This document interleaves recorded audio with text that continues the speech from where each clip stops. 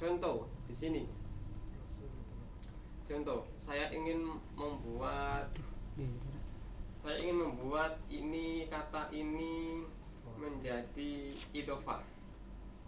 Saya ganti idhofah. Contohnya apa? Zaitun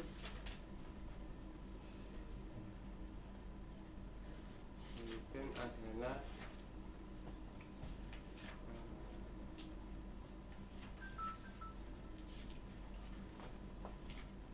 ini aja.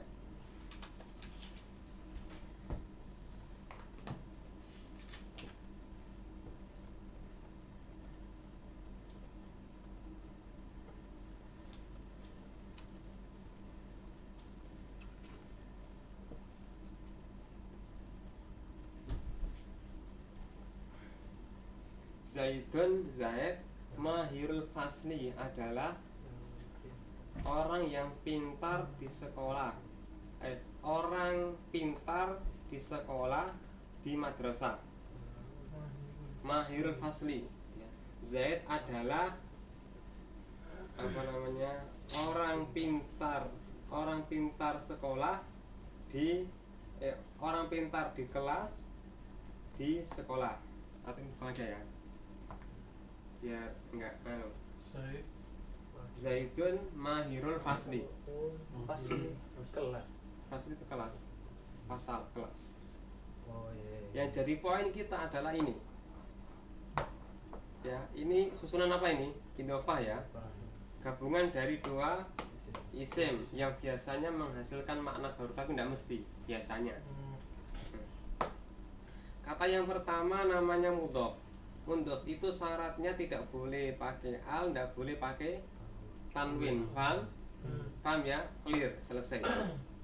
Kata yang kedua atau isim yang kedua namanya mudhof ilaih. Ketentuannya cuma satu. Hukumnya majrur, makanya dikasroh. Paham? Sekarang ya, mahir ini di samping dia menjadi mudhof, dia juga menjadi khobar. Khobar untuk Zaid. Makanya dia di dhammah. Paham di sini? Yang diulang saat yang terakhir ini? Yang mana? Mudhof, idhof, Mudhof, mudhof ilaih. Yang mana? Mudhof ilaih, yang mudhof ilaih. Mudhof ilaih itu kan ketentuannya cuma satu, yaitu hukumnya majrur, makanya dia di kasroh. Makanya dia di kasroh. Kalau mudhof atau isim yang pertama, ketentuannya tidak boleh pakai al, tidak boleh pakai tanwin meskipun dia isim. Ini kan keluar dari kebiasaan isim. Isim itu kan memiliki sebuah identitas ya. Kalau tidak pakai al, tidak pakai tanwin gitu ya.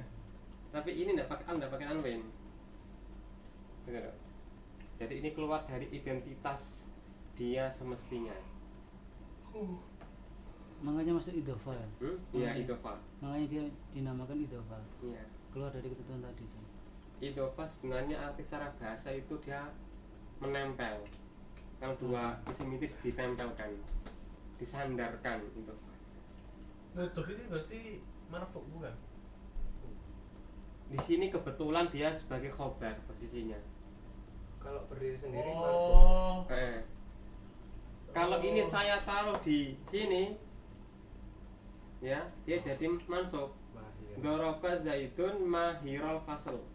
Juara kelas itu dipukul sama Zaid. Mahirul fasl kan nama lainnya kan juara kelas kan, ya. Juara kelas ya. Kalau saya taruh di sini, maka menjadi apa? Ini kan? Nah, kalau saya taruh sini loh sebagai pengganti kalbun loh ya. Zaid memukul juara kelas. Berarti mudhofnya mudhofnya hukumnya mansub karena menempati posisi maf'ul bi. Di sini kebetulan dia menempati posisi khobar sehingga dia marfu.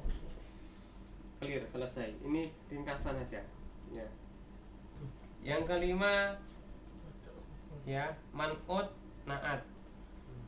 Ya, man'ut plus na'at. Man'ut na'at. Sebenarnya kalau di kitab bukan man'ut na'at. Na'at man'ut. Tapi karena kemarin Pak Nur jadi bingung. Man'ut plus na'at. Ya. Urutannya gitu kan. Man'ut itu yang disifati, na'at itu sifatnya. Contoh di sini. Saya Ini mana suara Mas ya? 5. sekarang bab 5. Bab 5 kita membahas tentang man'ut dan na'at. Man'ut itu yang disifati, na'at itu sifatnya. Contoh, lelaki sholih. Di sini kata lelaki sholih mana yang sifat? Sholih kan? Maka sholih adalah na'at. Ya, lelaki adalah man'ut. Nah, ketentuannya man'ut plus na'at itu harus saling sejalan dia. Gak boleh beda. Kalau ini marfu ini harus marfu. Kalau ini mansub harus mansub. Kalau ini majrur harus majrur. Jadi tergantung maatnya. Ya, tergantung ininya apa dia. Contoh, saya ingin membuat man'ut yang statusnya marfu. Contoh,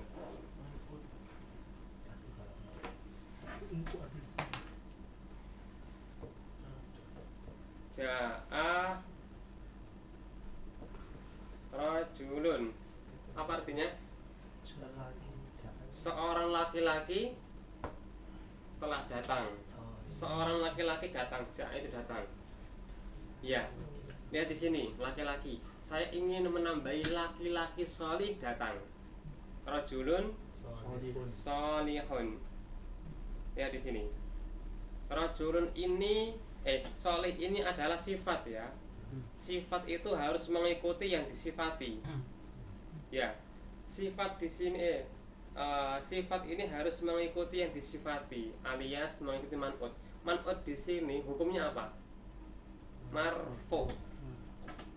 Sebabnya menempati posisi fa'il. Makanya sifatnya juga harus marfu. Tidak boleh antum gini, rajulun sholihin salah.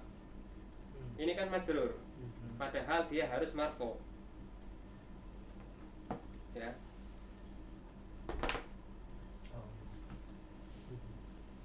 Ya. Contoh lagi.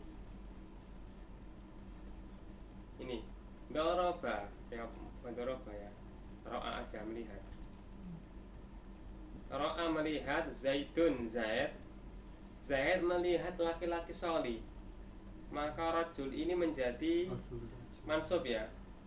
Rajulan sholihan. Ya. Yang tadi kan saya memberikan contoh kondisi marfu ya. Sekarang kondisi mansub. Yakni ketika jadi maf'ul bi. Zaid melihat laki-laki sholih. Yang sholih. Yang sholih. Itu kesimpulan dari Jadi mansub Mas ya? mansub, iya. Karena dia jadi maf'ul bi. Iya, maf'ul bi. Masih ada lagi. Ya, ini contoh untuk majrur. Apa contohnya? Majrur.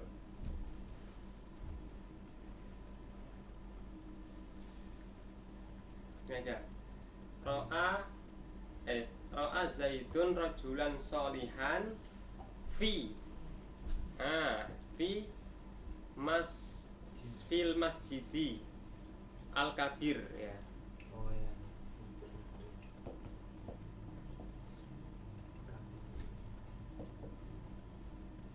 Kabiri.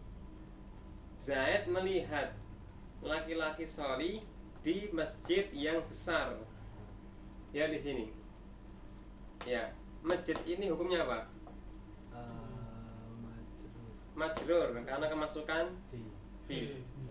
Ya, kabir ini kan sifat yang besar. Masjid yang besar. Berarti yang besar ini sifat untuk masjid ya. Karena dia sifat harus mengikuti man'utnya di sini majrur, maka sifatnya juga harus majrur, sama-sama di kasroh. Penutin paham Andri? Paham cuman fiil fa'il pahamnya paham cuman maf'ul bih apa itu fiil fa'il subjek maf'ul bih maf'ul bih pembentukannya itu tulisan tadi Apa? pembentukannya tadi ya lupa Membentuk kalimat pembentukannya manggilnya waktu yang terangkannya memanggilnya. Oh ya, saya terangkan bahwa tahapan antum sekarang ya objek ya bukan membuat, bukan menyusun, tapi membaca, ya kan, menentukan ini apa, menentukan ini kenapa. Jadi sebenarnya tahapan antum itu bukan saya bertanya, ya kan, bukan saya bertanya apa namanya ini apa namanya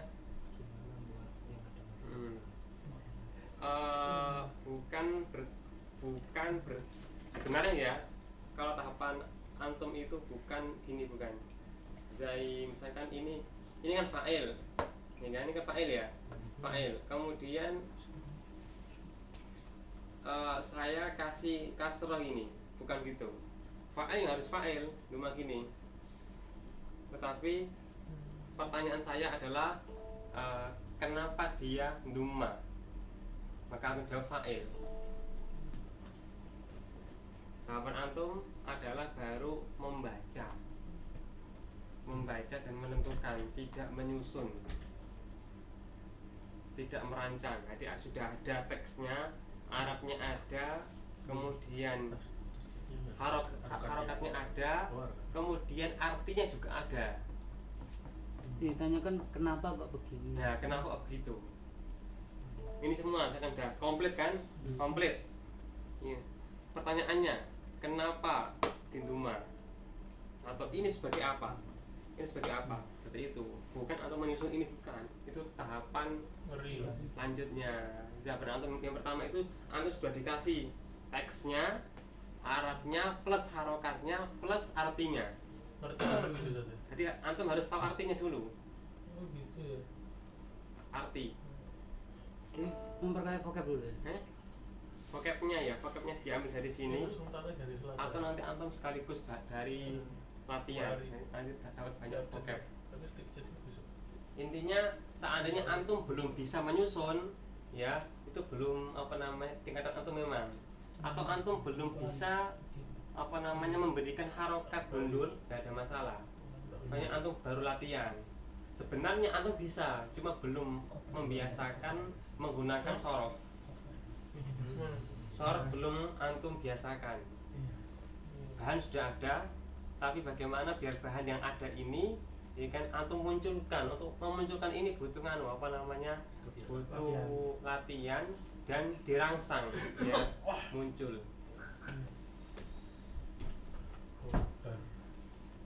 Oke ya, sekarang yang terakhir, bab yang terakhir, ya, kana dan inna. Nah, kana dan inna kemarin saya sebutkan keduanya itu masuk kemana? Mubtada dan khobar. Ya, kana dan inna kemarin saya sebutkan bahwa keduanya ini masuk ke mubtada dan khobar. Di sini ya, saya kasihkan contoh yang mubtada ini ya. Zaidun mahirun ini ya, kesolihun. Zaid adalah orang solih. Ini susunan mubtada khobar. Ya kan?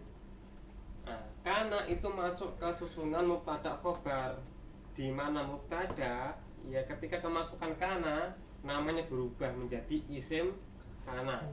Khobar berubah menjadi khobarnya kana. Isimnya kana hukumnya tetap marfu, tapi khobarnya menjadi mansub. Maka kalau saya masuki kana Zaidun solihan, menjadi mansub. ya mansub. Kalau inna kebalikannya, Inna Zaidan Solihun. Ina kebalikannya. Jadi marfu. Ya. Ini namanya bukan lagi mubtada, tapi isimnya inna. Ini khabarnya inna. Sehingga kita tidak mengatakan mubtada mansub, bukan ya. Kita di sini tidak mengatakan mubtada mansub, bukan, isimnya inna mansub.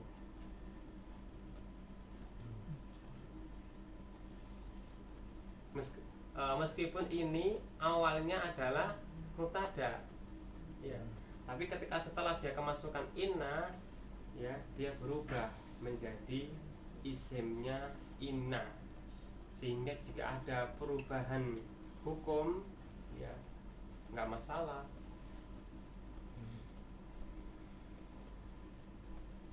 Lu bahasa tadi artinya apa? Yang mana? Ina jadi Inna sesungguhnya sesungguhnya Zaid adalah orang solih. Karena Zaidun solihan, dahulu Zaid adalah orang solih. Dahulu Zaid adalah orang solih. Karena itu ya bisa memiliki arti menunjukkan peristiwa yang biasa dilakukan di masa lampau. Ini makna yang pertama. Makna yang kedua masih berlangsung sampai sekarang. Apa namanya, nggak mesti. Seperti misalkan apa namanya, peristiwa Nabi Muhammad itu kan sering pakai kata-kata kana. Nabi kan sudah meninggal dahulu. Makna yang kedua itu sama dengan inna, penegasan. Makna di antara dua itu, antara apa namanya dahulu atau sungguh. Nah, 6 bab ini saya wujudkan dalam bentuk buku itu, jilid 1 ini. Nanti kalau sudah selesai jadi nanti antum baca. Nanti tak apa namanya, kalau sudah selesai nanti tak fotokopi nanti ya. Nanti antum kalau bisa merjaah secara mandiri. Clear ya? Ini yang jilid 1. Nanti ada masalah, antum kalau misalkan masih ada yang kekurangan nanti dilengkapi di buku yang saya susun ini. Oke, Mas saya. Silakan yang ingin bertanya. Kalau anak tadi Zaidunnya Yang mana? kalau tetap Zaidun. Yang mana? Yang kanan. Karena jadi kenapa? Tetap Duma. Sama teh. Ini. Oh. Ini Zaidun dia tetap kalau Ina jadi Zaidan. Zaidan. Kalau Ina jadi Zaidan, yang anak Zaidun. Ono gambar istilahnya. Masuk. Enggak mau foto keliru. Oh, keliru. Kok menang? Duk. Di saat review ya. Iya, apa-apa. Barangkali mau ditolak. Diulang lagi. Ulang sedikit Ustaz, biar di kameranya biar dia aku juga sekalian. Ustaz bilang dikit aja enggak apa. Sepintas tuh yang direkam. Aslinya gak ngerti mana. Ya, sekarang coba latihan. Latihan menjelaskan. Silakan. Mas Randy, silakan. Lu mata kan. Ya, kenapa? Direkam Pak. Sampean bab 1, bab 2, ya kan? Kemudian 3, 4 Mas Wiwit, sisanya Mas Firman. Wih, ya, nah. Saya 5678. Siapa tuh Kondi? Silakan. Sampai yang bab 1, bab 2. Silakan, jelaskan. Udah ngerekam, Mbak? Aduh, sudah ngerekam. Apa iya? Enggak soalnya bagian jelas tuh Kita gitu. rekam aja ya, Ren. Benar, Di video ini Ojo, kakak kena ngomong. Bab 1 menerangkan tentang fi'il, fa'il dan maf'ul bi. Kalau fi'il pasti diikuti fa'il, kalau maf'ul bi itu opsional. Maksudnya ada atau enggak ya enggak masalah. Dan pasti fi'il sama fa'ilnya pasti ada. Nah, kalau fa'il itu kebanyakannya marfu dan dia dumah atau dumatain. Sedangkan maf'ul bi itu mansub, fathah atau fathatain. Nah, terus apa lagi contohnya? Oh, ini mau contoh ini. anjing dari itu. Iya, Zaidun. Engko mau apa? Doroba Zaid. Contohnya Doroba Zaidun kalban. Nah, karena apa? Oh, Kalban. kalban kan benar. Nah, Dorob Zaidun memukul anjing. Jadi Zaidunnya itu fa'il, dorobanya fi'ilnya, maf'ul binya anjing. Maksudnya itu yang apa itu namanya? Yang terpukul yaitu anjingnya. Paham cah? Aku nggak iso jelas balik kayak gini. Ngerti. Oh, iya. Lanjut, Tot. Maf'ul bi itu berarti Apa? Korban. fa'il itu berarti objek loh. Enggak. Fi'il. Fi'il karena kerja. Lah, itu loh. Fa'ilnya berarti subjek tuh. Fa'ilnya subjek. Ya, Ah, iya. benar. Heeh. Fa'ilnya subjek. Maf'ul bi objek berarti. Objek. Tapi opsional ya. Bisa nggak ada. Terus yang bab kedua tentang mubtada khobar ya.